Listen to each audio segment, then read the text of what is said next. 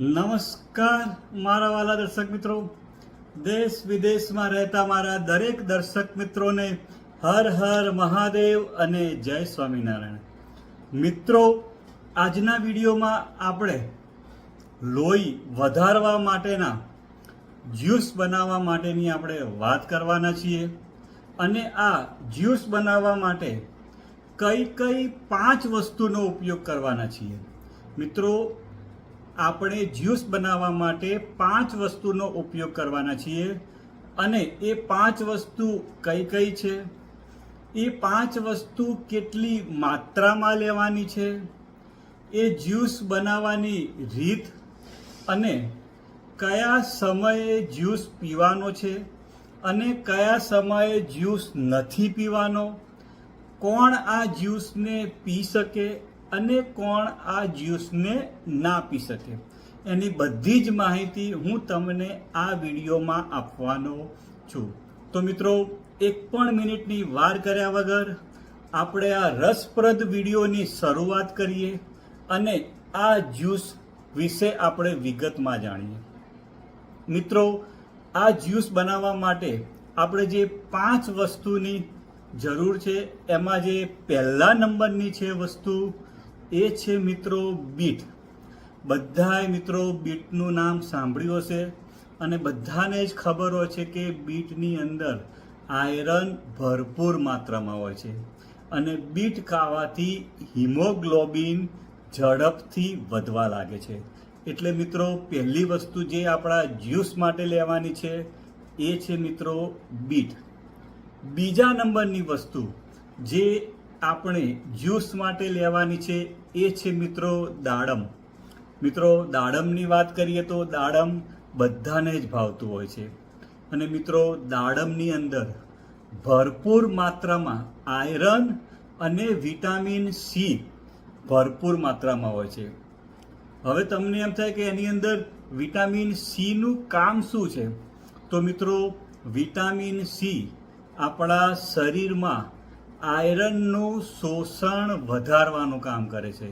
જો આપણા શરીરની અંદર વિટામિન સી નહીં હોય તો આપણા શરીરની અંદર આયરનનું બરાબર શોષણ થશે નહીં અને નવું લોહી બનશે નહીં. એટલે મિત્રો, વિટામિન સીની ખૂબ જ જરૂર પડે છે. અને મિત્રો, દાડમથી બીજો ફાયદો એ થશે કે દાડમથી આપણા જ્યુસનો ટેસ્ટ એકદમ સરસ આવશે. મિત્રો, ત્રીજા નંબરની વસ્તુ જે આપણે જ્યુસમાં લેવાની છે એ છે મિત્રો ગાજર. મિત્રો, વાત કરું તો ગાજરની અંદર ભરપૂર માત્રામાં બીટા કેરોટીન હોય છે અને જે આપણા શરીરમાં જઈને વિટામિન એમાં રૂપાંતરિત થઈ જાય છે અને આપણા રેડ બ્લડ સેલ એટલે કે આરબીસી ને બનવા માટે વિટામિન એ પણ ખૂબ જ જરૂરી હોય છે. એટલે મિત્રો, ગાજર ખાવાથી આપણા શરીરમાં નવું લોહી બને છે. મિત્રો, ચોથા નંબરની વસ્તુ જે આપણે લેવાની છે એ છે મિત્રો આમળા. મિત્રો, બધાને જ ખબર છે કે એની અંદર ભરપૂર માત્રામાં વિટામિન સી હોય છે અને એની અંદર ભરપૂર માત્રામાં આયરન પણ હોય છે. મિત્રો, આમળાની વાત કરું તો એ આપણા શરીરની રોગ પ્રતિકારક શક્તિ વધારવાનું કામ કરે છે અને આપણા શરીરને અલગ અલગ બીમારીઓથી બચાવવાનું કામ કરે છે, આપણા શરીરને ડિટોક્સ કરવાનું કામ કરે છે અને એની અંદર ભરપૂર માત્રામાં વિટામિન સી હોય છે કે જે આપણા શરીરની અંદર આયરનનું શોષણ વધારવાનું કામ કરે છે. મિત્રો, જે 5મા નંબરની વસ્તુ આપણે લેવાની છે એ છે મિત્રો ઓરેન્જ.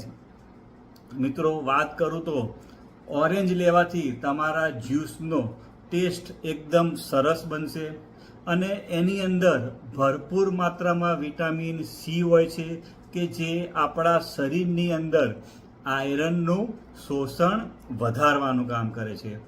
મિત્રો, હવે આપણે જ્યુસ બનાવવાની રીત વિશે વાત કરશું કઈ વસ્તુ કેટલી માત્રામાં લેવાની છે એની આપણે વાત કરશું.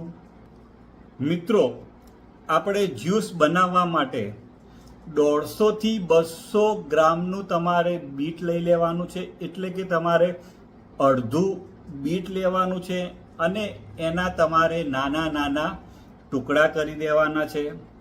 તમારે એ જ પ્રમાણે અડધું દાડમ લેવાનું છે અને એની અંદરથી તમારે દાણા નીકાળી દેવાના છે. તમારે આશરે 100 ગ્રામ જેટલા તમારે દાણા લેવાના છે. તમારે 2 થી 3 નંગ ગાજર લેવાના છે અને તમારે એના પણ તમારે નાના નાના ટુકડા કરી લેવાના છે. તમારે એક આમળું લેવાનું છે, એને પણ તમારે એના નાના નાના ટુકડા કરી લેવાના છે અને તમારે 1 થી 2 નંગ મીડિયમ સાઇઝનું ઓરેન્જ લેવાનું છે અને તમારે છોલી અને એની અંદરથી જે બીજ હોય છે એ બીજ તમારે નીકાળી દેવાના હોય છે. હવે મિત્રો, તમે આની અંદર એક નાનો ટુકડો આદુનો પણ મિક્સ કરી શકો છો. એની સાથે તમે થોડા ફુદીનાના પાન પણ મિક્સ કરી શકો છો. એ તમે નાખશો તો તમારે એનો જ્યુસનો ટેસ્ટ પણ સારો આવશે અને તમને એના ફાયદા પણ મળશે. હવે તમારે બધી જ વસ્તુને મિક્સચરમાં નાખી દેવાની છે અને તમારે એને ક્રશ કરી અને જ્યુસ બનાવવાનો છે. હવે તમે એ જ્યુસને સીધો પણ પી શકો છો. તમે જો એને સીધો પીશો તો એની અંદર જે ફાઈબર હોય છે એનો તમને લાભ મળશે.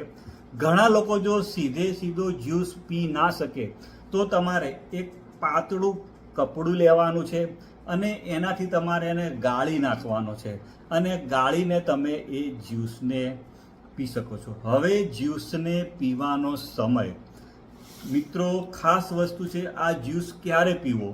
તો તમારે સવારે ખાલી પેટે આ જ્યુસ પી શકો છો. પહેલો જે સમય છે એ છે સવારે ખાલી પેટે પીવાનો. એ સિવાય તમે નાસ્તો કર્યાના 1 કલાક પછી પણ આ જ્યુસ પી શકો છો. હવે ક્યારે નહીં પીવાનો? તો મિત્રો, આ જ્યુસ કોઈ દિવસ રાત્રે નહીં પીવાનો અને જમીને તરત આ જ્યુસને પીવાનો નહીં. અને કોને નહીં પીવાનો? તો જે લોકો ડાયાબિટીસના પેશન્ટ હોય, જે લોકોને ડાયાબિટીસ હોય, એ લોકોએ એમના ડૉક્ટરની જે દવા ચાલતી હોય એ ડૉક્ટરની સલાહ લઈને જ પછી આ જ્યુસને પીવો. ડૉક્ટરની સલાહ વગર આ જ્યુસનો ઉપયોગ કરવો નહીં. મિત્રો, મને વિશ્વાસ છે કે તમે આ વિડીયોના માધ્યમથી કંઈક નવું શીખ્યા હશો. તમને મારો વિડીયો સારો લાગ્યો હોય તો લાઈક કરવાનું ભૂલતા નહીં. આવજો મિત્રો, બાય બાય.